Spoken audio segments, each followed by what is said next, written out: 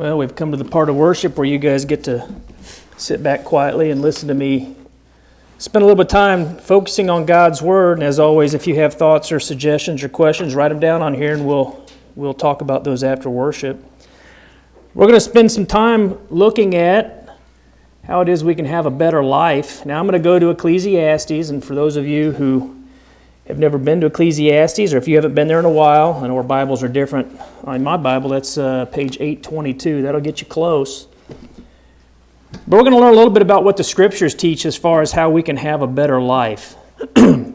Now, if you haven't spent much time in the book of Ecclesiastes, in the early chapters, Solomon goes back and he spends some time talking about the meaning of life, and at one point he says that everything under the sun is vanity. Yet, we do know that there is much that we, as the followers of God, can do, provided that we're living according to God's will. And by going back and applying some wisdom from the Bible today, we can get a little bit of an understanding about how we can make the most of life under this sun. So going over to Ecclesiastes 7, you can follow along. Now again, I always give you an outline, so if you have questions, jot them down on there. Or if you have thoughts, but at least you can follow along. So let me cover some topics that will help us get our minds in the right spot to look at things correctly, and we can have a better life. Let's start off with this. Honor is better than possessions. Now I'm going to read the first portion of Ecclesiastes 7:1. It says, a good name is better than precious ointment. Now if you're not familiar with what you got to go back and put yourself in their time frame many years ago when this was written. Precious ointment was representative of a person who had luxury and wealth in their day and time. Only the wealthier people or people who could afford it would have had ointment. And so we get the understanding here as Solomon says a good name is better than precious ointment. He's talking about wealth.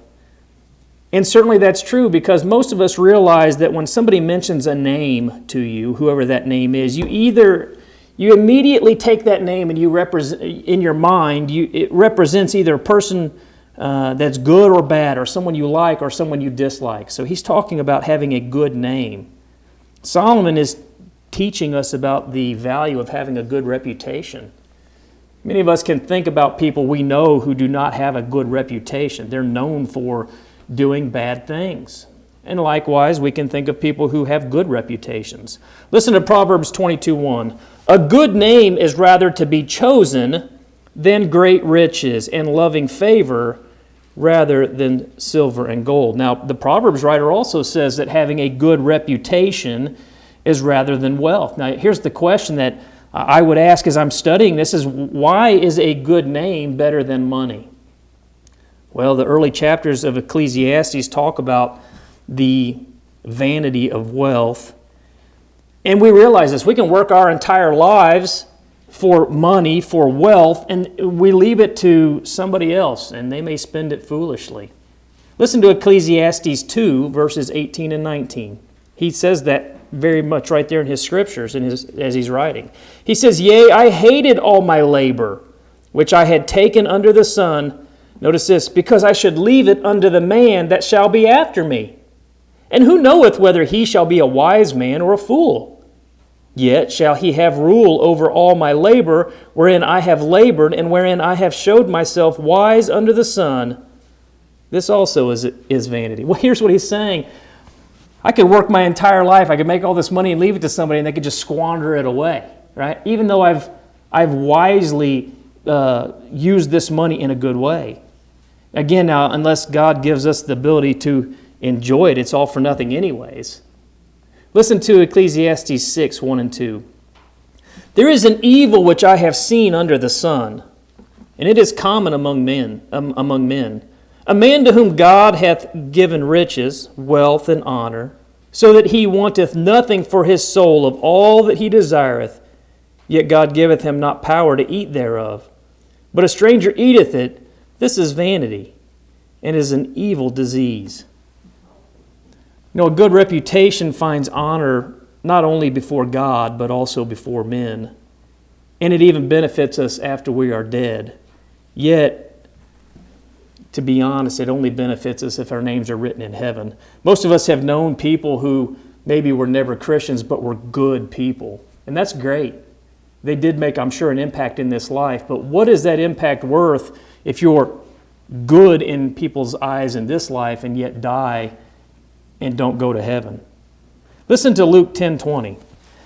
Notwithstanding in this, rejoice not that the spirits are subject unto you, but rather rejoice because your names are written in heaven. That's our goal. Our goal as followers of God is to get to heaven. That's where we should rejoice in. Whether we have a brand new car, a great big house, doesn't mean a whole lot at the end of the day. We all go into the same size hole, right? But are our names written in heaven? Philippians 4:3, Paul writes, "And I entreat thee also, true yokefellow, help those women which labored with me in the gospel, and Clement also, and with other fellow laborers," notice this, "whose names are in the book of life." He didn't mention anything about how big their houses were and what kind of possessions they had, because it doesn't really mean a whole lot at the end of the day. But what does mean something is their names are written in the book of life. And as we go back to Solomon, where he says a good name is better than precious ointment, or really the money of the day, he's not saying that money is bad. He's not saying wealth is bad. Solomon was extremely wealthy. He had more money than virtually everyone at the time. What he's saying is that making a good name for ourselves is even better than one having wealth. There's nothing wrong with wealth, but you can't take it with you. And Solomon points that out. You can, though, leave a good name. You can leave a good reputation, especially when we know that your name is written in the book of life. Now, Solomon then also begins to give a little more information. Here, I'm going to stay here in verse 1, Ecclesiastes 7:1. He makes a statement that for many of us is kind of shocking, and you may not even think that, it sounds logical. He says your death day is better than your birthday. Let's go back to Ecclesiastes 7:1. "A good name is better than precious ointment, and the day of death than the day of one's birth." Now you may say, what? How is the day that I die better than the day that I was born? Well, the day of one's death is better than the day in which they were born. Now that's assuming, of course, that they've first made a good name for themselves by being faithful followers of God. Most people think that dying is a bad thing. And I'll be honest with you, I don't like death. You guys know I don't do well with death. I don't like death. And it's not that I'm scared to die, and it's not that I hate the entire concept or idea of death, but I see all the pain that it does in families. I see spouses hurt by loved ones dying. I see people missing those in a very selfish way. I was about to ask that. Is that selfish? We'll cover that. Thank you. Write it down and we'll cover it at the end of the lesson. Okay. It's not wrong to miss somebody. It's not wrong at all to miss somebody. We are very selfish people. If our spouses die, if our parents die, most look at death as being bad, and it's because it hurts. But if you look at it from the other side, if a person was a faithful follower of God and their name was written in the book of life, if they're faithful Christians, we know that they're in heaven. So as much as it hurts, we can look at the opposite side and say, certainly it's a good thing. Now here's why Solomon could say this. The day of our birth is the beginning of sorrows in this life. And I would go back and I would use the example of Job. Job observed this, and literally he even cursed the day of his birth. If you remember Job 14:1, and remember Job who had plenty of money. That money he lost. He had lots of money, and then he lost everything. He lost his children. Job said this, "Man that is born of a woman is of a few days." We only live so long. And he says, "and full of trouble." We all have trouble in this life. It starts from the very day that we're born. From the very day that we are born, our bodies begin to die. Have you ever thought about that? I think about it more as I get older. We don't think about it when we're 20 or 15, when we're young, right? But as we start to get older, we think about what Job says here. We don't have that many days. And to be honest, they're oftentimes full of trouble. In Job 3:3, he says, "Let the day perish wherein I was born, and the night in which it was said, there is a man-child conceived." Now, if you go back to what's happening here, Job's dealing with pure anguish in his life, and he basically is cursing the day that he was born, wishing he had never been born. I've been in a position like that. I'm sure you have too, where you were like, This is a horrible, horrible moment I'm dealing with. It almost would have been better if I had just not even been born. That's what Job is saying. We know he suffered severely. Jeremiah actually even cursed the day of his birth in Jeremiah 20:14. So here's the thing, though. For the righteous, the day of one's death is the beginning of eternal bliss. You think about it the opposite way. The day of your birth is literally the day of struggle and hardship and pain your entire life. But the day that you die as a faithful Christian is the day of eternal bliss, happiness, being in the presence of God. As you think about, eventually you will get to heaven. Isaiah actually recorded that the righteous entered into peace and rest in Isaiah 57:1-2. Notice what he says about the righteous. He says, the righteous perisheth, right? They die.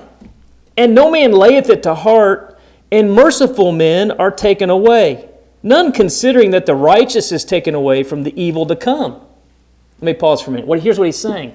The righteous are gone and we miss them, but they don't have to deal with the stuff that we're dealing with right now. He goes on and he says, he shall enter into peace. They shall rest in their beds, each one walking in his uprightness. Now, Paul says this, and it's a hard concept oftentimes for us to consider, but Paul says it's actually a good thing for the righteous to die. He says when they die as righteous, justified, faithful Christians, they gain something even more. Philippians 1:21-22, he says this. This is an unusual mindset. For me to live is Christ, and to die is gain. If I live in the flesh, this is the fruit of my labor. Yet what shall I choose?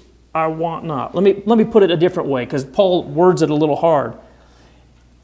The longer that I'm alive, the more I can work on Christ's behalf. The more people I can draw to Christ.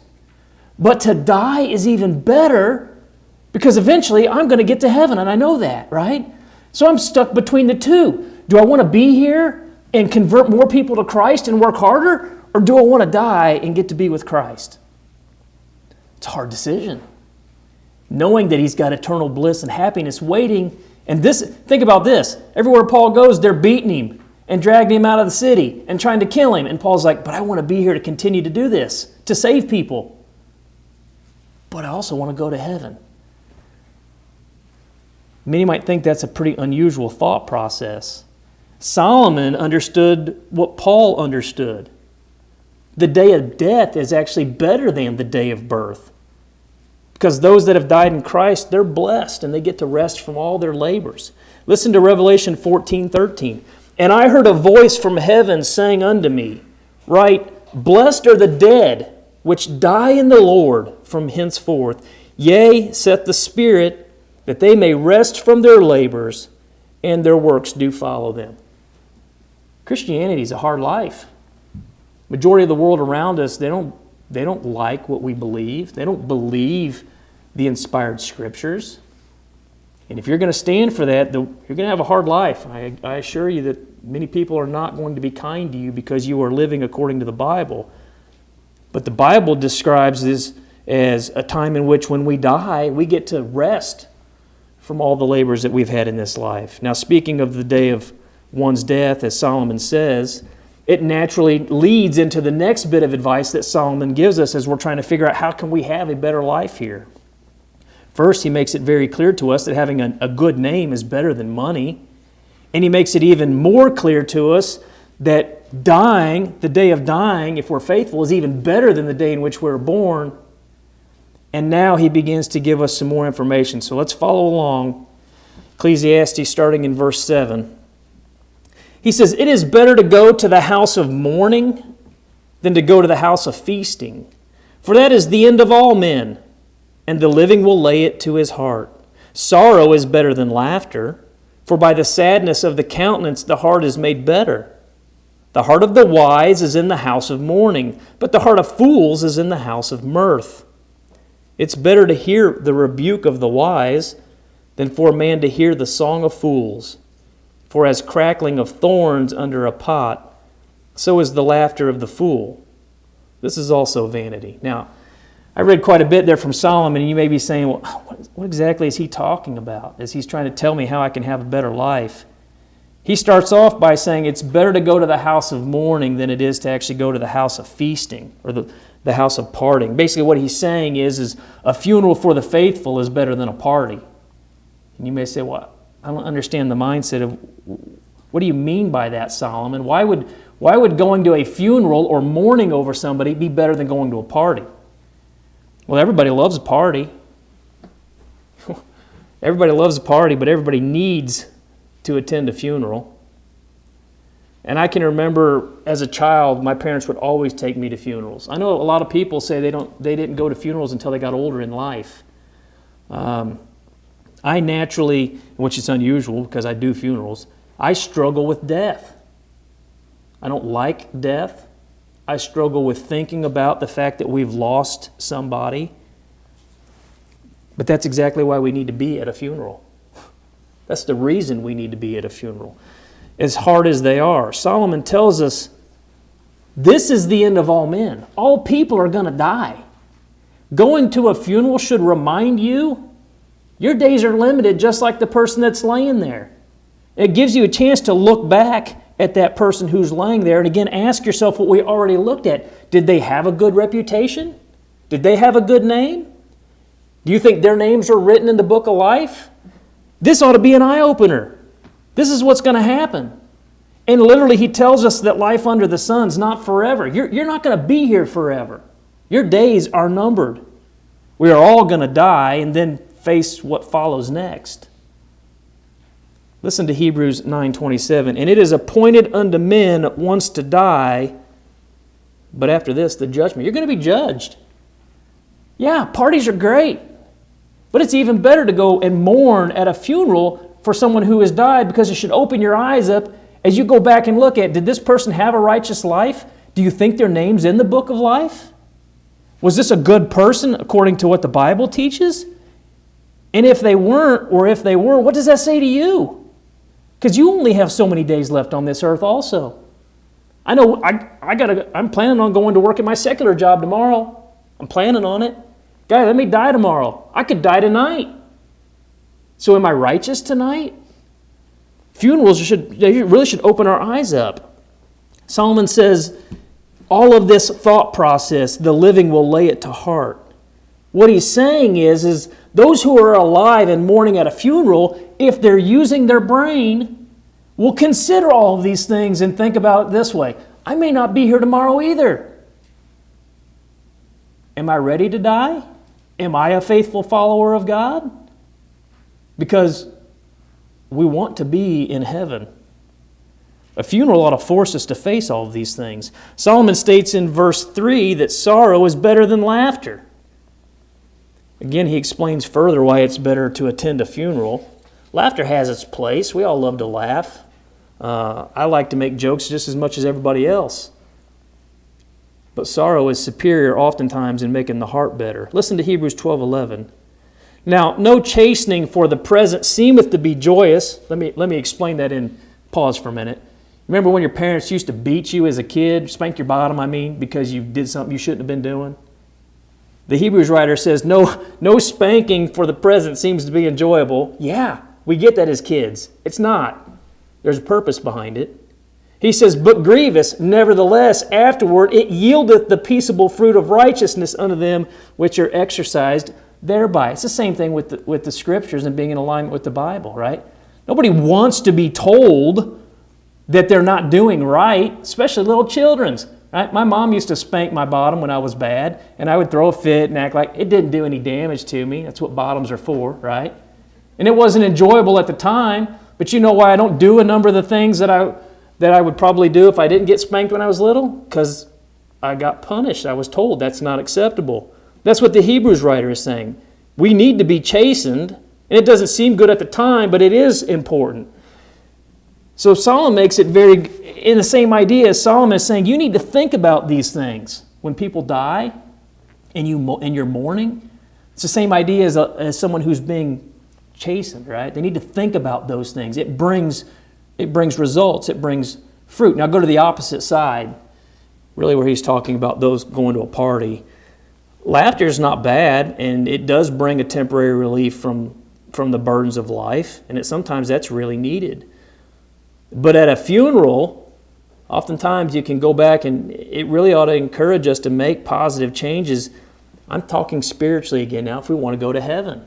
Again, there's nothing wrong with laughter. Laughter is wonderful. As a matter of fact, sometimes laughter is the only thing that solves the cure when you're mourning. Right? Initially, that's not something you can find, but when you can get to the point where you can actually, as you're mourning the death of somebody, and you can go back and remember the good times, that laughter is something that's needed. You don't usually see it at the time, but again, on the flip side, it's that mourning that oftentimes will cause us to consider the importance of one's life, the importance of being faithful. Solomon says this in verses 5 and 6. It is better to hear the rebuke of the wise than for a man to hear the song of fools. Listen closely to what he says in verse 6. For as the crackling of thorns under a pot, so is the laughter of the fool. This is also vanity. Now, most of you guys don't cook with a pot anymore in your house, do you? Well, on a stove you do, not over a fire. So you may not understand what he's saying here, but let's start off with the rebuking. At a funeral, one is likely to hear the rebuke of the wise. At a party, nobody's going to hear a rebuke of anybody. It's usually people giving words of praise from a fool, or people, and you guys know how party gets, right? Notice the laughter of fools, he says, is like, and this is where I was focusing on, the crackling of thorns under a pot. Basically, he's talking about thorns in a fire. And he says that's vanity. Here's the point. When you have thorns in a fire and you're cooking, thorns make a whole lot of noise in the fire, but they actually burn very quickly. They don't really give you any heat. And again, they are of very little value. And so also is the laughter of the fools, right, at the party. It's the same idea. People, when you have a party, how many people are actually sitting and thinking about spiritual things and about how they're going to get to heaven? They're not. Some people might. But those at a funeral, they are thinking about how to get to heaven because they're looking at somebody who's passed away. Listen to verse 8. Better is the end of a thing than the beginning thereof. And the patient in spirit is better than the proud in spirit. Now, this is similar to what Solomon has already said. Over in Ecclesiastes 7:1, he said the day of one's death is better than the day of one's birth. The principal application is seen in more than just here, but regarding somebody's life. Let me show you how this is so. An awful lot of people will start projects with really good intentions and they never complete them. But it's when they actually finish it, when they can look back with satisfaction, that we can understand what it is Solomon is saying here. Many things actually sometimes will begin with grief, and they're difficult, and they're very hard, but they result in enjoyment, satisfaction, fulfillment. I guess you could say the same thing with maybe raising children. How hard it may be, not only at the beginning, but as you're raising them, and maybe even later. But can you imagine if you got to the point where all of your children were faithful followers of God, and you could look back and say, through all of the anguish and the hurt and the staying up late and all the things that I dealt with, it was actually all worth it? That's kind of what Solomon is trying to get us to understand, that sometimes things are difficult, but they'll end in fulfillment. But many of these things can only be understood in retrospect, in looking back. Listen to Psalm 126, verses 5 and 6. They that sow in tears shall reap in joy. He that goeth forth and weepeth, bearing precious seed, shall doubtless come again with rejoicing, bringing his sheaves with him. Really, our primary concern, as Solomon's trying to get us to understand, is how things are going to turn out in the end, rather than how they actually look at the beginning or even during the trial. Many of us have been in positions in life where things didn't look like they were going to go well. And oftentimes, if you only focus on the here and the now and you can't look beyond at the goal, you can almost become so saddened or so dissuaded that you don't want to go any further. You don't see that from Paul. You know, as we say about Paul as he was teaching the gospel, everywhere he went there was a riot. It was either a riot or a revival, right? Paul was looking at the end result. He wasn't focusing on the fact that they were persecuting him and beating him and chasing him out of cities. That's not what Paul was focusing on, even though he mentions many of those things. Paul was looking at the end goal. And that's what Solomon is trying to get us to understand. Chapter 7, verses 8 and 9. Better is the end of a thing than the beginning thereof. And the patient in spirit is better than the proud in spirit. Be not hasty in thy spirit to be angry, for anger resteth in the bosom of fools. Solomon says being patient in spirit is better than being proud in spirit, or the idea of pride being a lack of humility. That's really of the world. Listen to Mark 7, 21 through 23.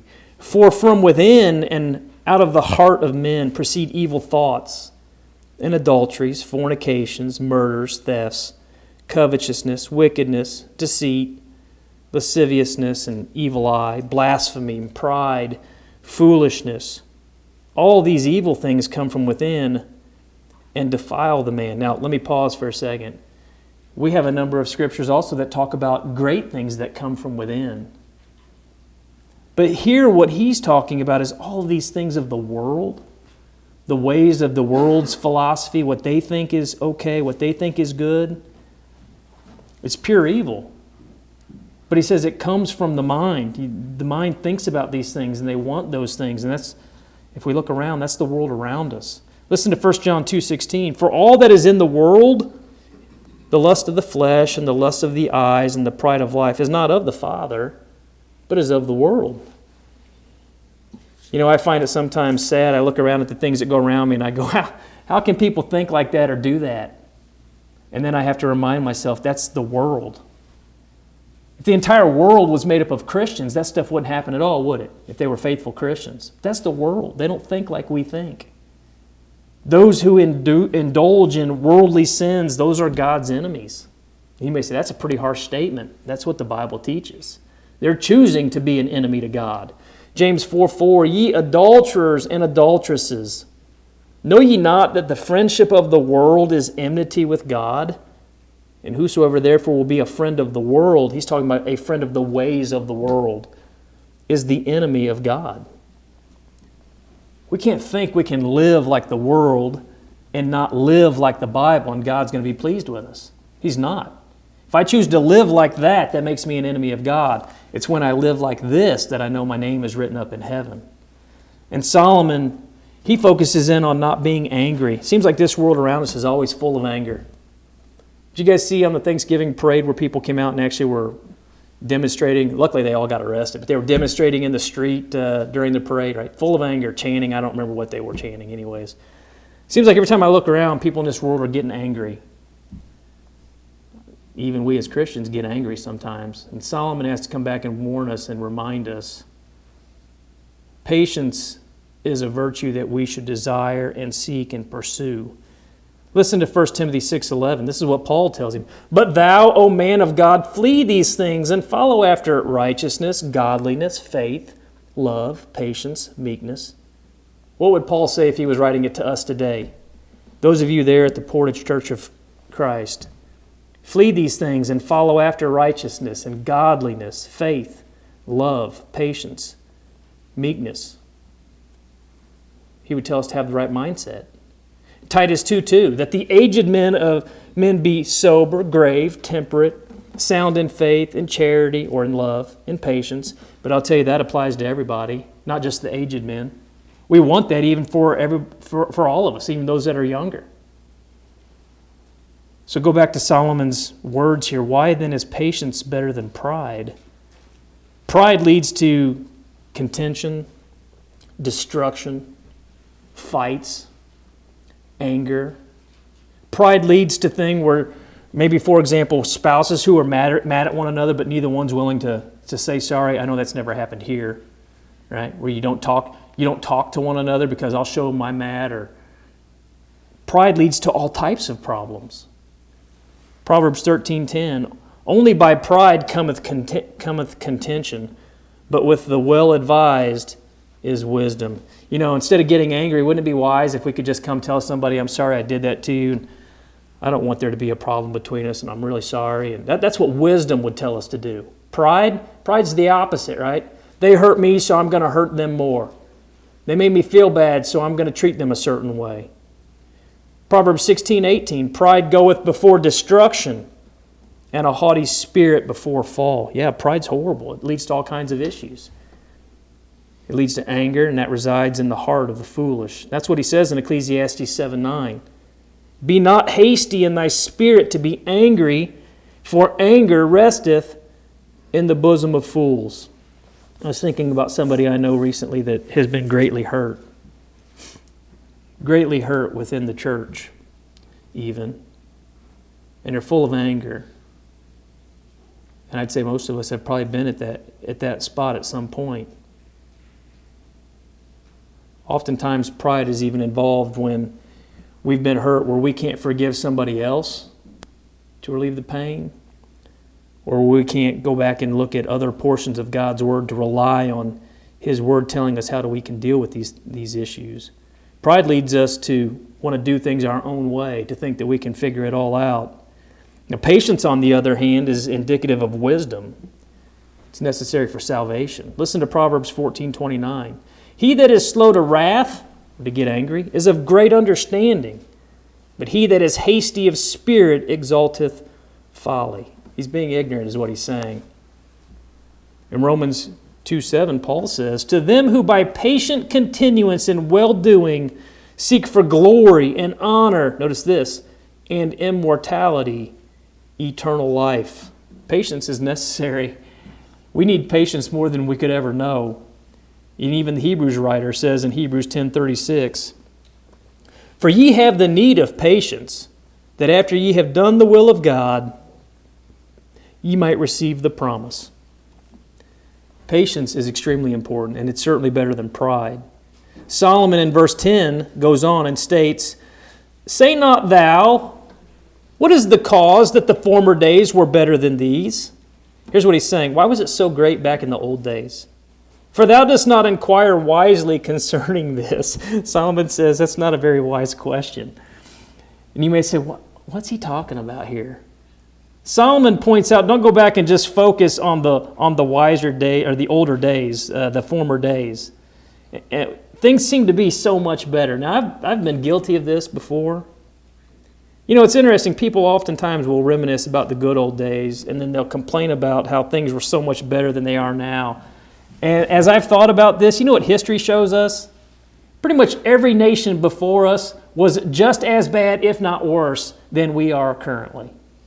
Considering the Greeks and the Romans and everybody else. They were involved in just as many sins as we find today. And so Solomon says, don't go back and ask, why were things so much better then than they are now? Memory has a way of forgetting bad things in the past. Even in one's experiences, they look at the trials in the present, and yet they don't realize that even in the past, people were dealing with the same types of problems. So Solomon, he points out, don't focus on things before. They weren't really all that much better. They were probably the same. Listen to James 1, verses 2 through 4. My brethren, count it all joy when ye fall into diverse temptations, knowing this, that the trying of your faith worketh patience. But let patience have her perfect work, that ye may be perfect and entire, wanting nothing. You know, we can neglect an awful lot of opportunities for good if we're just focusing on the past. That's why I was saying Paul was always focusing on the future, right? He wasn't just focusing only on the here and now. He was looking at what would be beyond the here and now.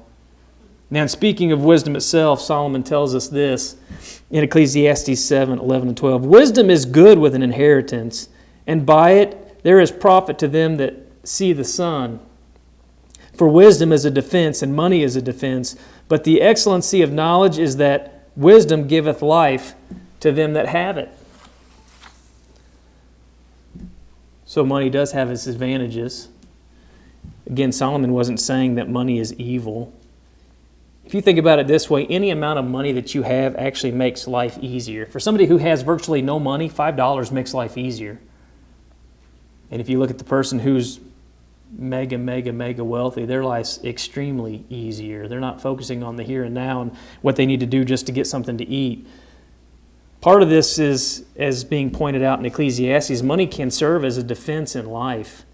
It does provide for one's needs and even one's desires. Listen to Ecclesiastes 7:12. For wisdom is a defense, and money is a defense. But the excellency of knowledge is that wisdom giveth life to them that have it. Here's what he's saying. Money is a defense and wisdom's a defense, but he basically says money's not going to do you a whole lot of good after you leave here.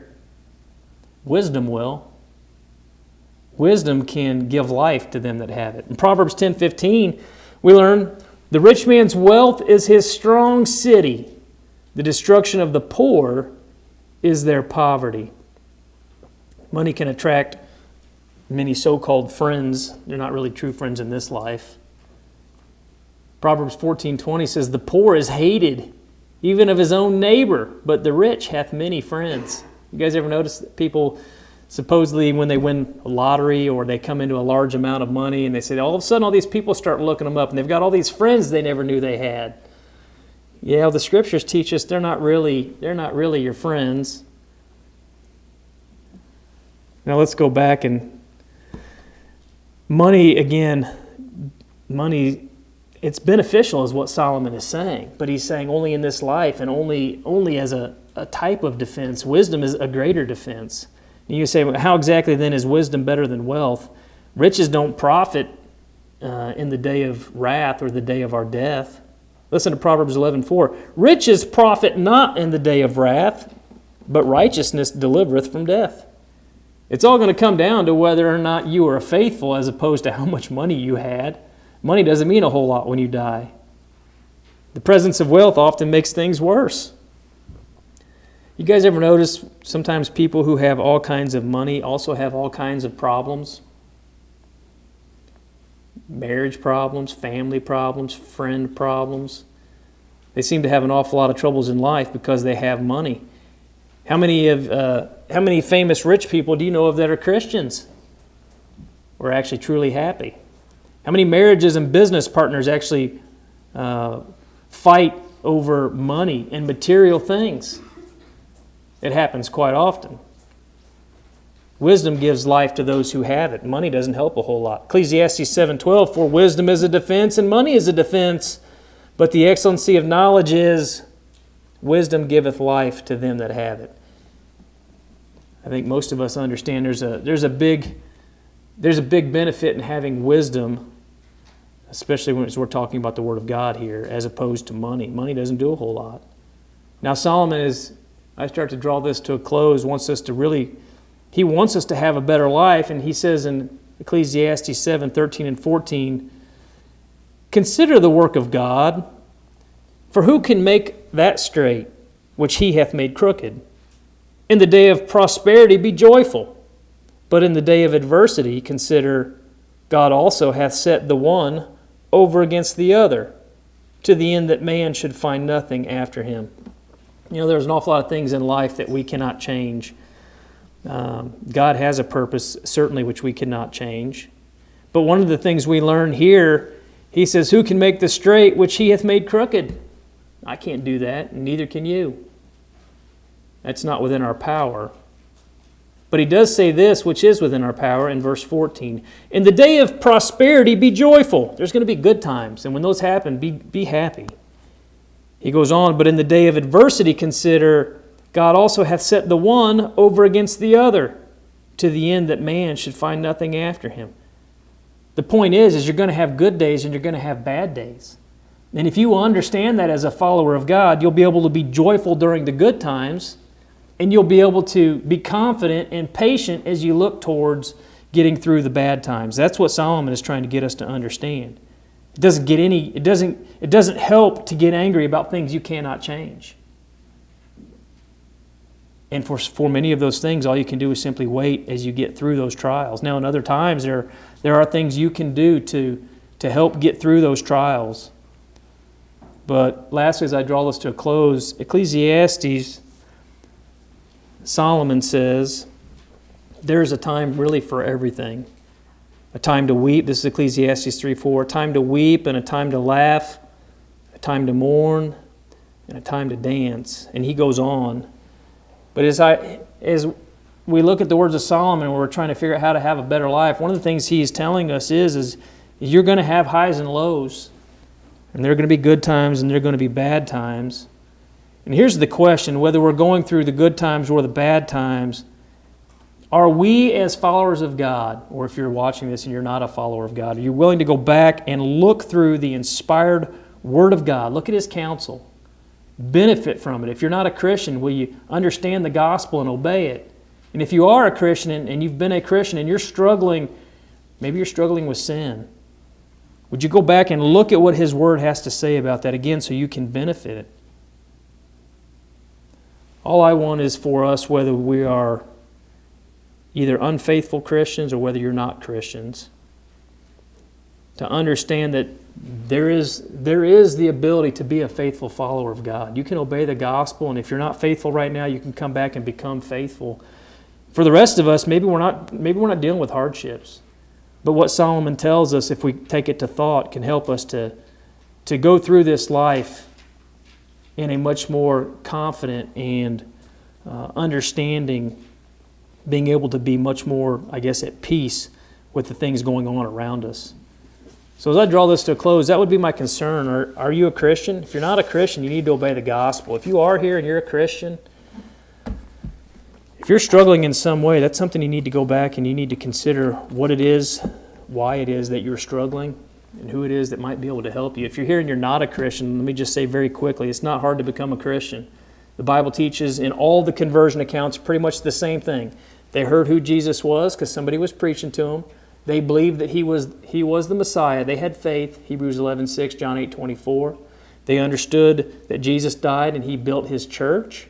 And they understood that we all sin and we're accountable for sin. Romans 3:23, Romans 6:23. And so they repented of sin, just as Jesus taught, Luke 13:3 and 5. We find them confessing Christ, just as Jesus told them they should, Matthew 10:32 and 33. And then we find that they were being immersed in water for the remission of sins, just as Jesus said you ought to, Mark 16:15 and 16. And many other verses, Peter in Acts 2:38. And the list would go on and on. That's how easy it is to become a Christian. Hear the Word of God, believe in Jesus, understand His church and sin, repent of those sins, confess Him, and be immersed in water. If you're here and you're a Christian, if you've done that, if you're struggling in some way, we'd love to pray for you or help you. And if that be the case this morning, you could come forward as we're led in a song of invitation.